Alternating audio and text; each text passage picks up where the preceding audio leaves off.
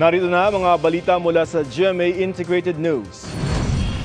Mas pinaaga ng MMDA ang suspensyon ng number coding scheme sa Metro Manila. Imbes na sa Huwebes Santo pa, ipatutupad na yan simula bukas, Miyerkules Santo. Ayon sa MMDA, pinaaga ang paglilift sa number coding scheme dahil sa maagang tigil operasyon ng LRT Line 1 para sa Semana Santa. May biyahe naman bukas ang LRT 2 pero hanggang alas 7 ng gabi lamang. Hanggang bukas na lamang din ang operasyon ng MRT 3. Balik po ang coding scheme sa Metro Manila sa Sabado de Gloria. Idineport na ng Bureau of Immigration ang 2 Japanese na sangkot sa ilang krimen. Biyaheng Tokyo na ang 2 na naharap sa kasong may kaugnayan sa telecom fraud. Paniwala ng BI miyembro ang 2 ng Luffy Gang na sangkot sa ilang krimen sa Japan. Sa impormasyon ng BI mula sa Japanese government, 2019 pa, nagtatago ang 2 sa Pilipinas. Tinuwi sila ng mga otoridad dito matapos malamang wanted sila sa Japan noong February 2023.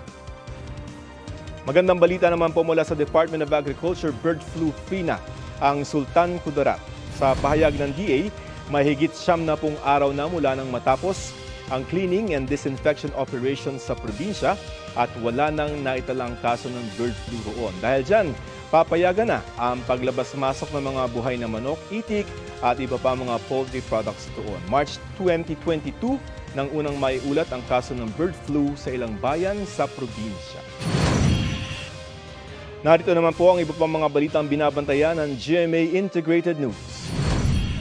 DOH nagpaalala sa mga magulang at guardian iwasang halikan ng mga sanggol sa bibig bilang pag-iingat sa pertussis o whooping cough. Mga OFW ng miyembro ng OWA may 50% discount sa bagong premium airport bus service sa NAIA. At mula sa GMA News Online, epekto ng El Nino mararamdaman hanggang Agosto, ayon kay DOST Secretary Renato Solidum Jr. Para sa mas malaking misyon at mas malawak na paglilingkod sa bayan, ako po si Joseph Morong ng GMA Integrated News ng News Authority ng Pilipino.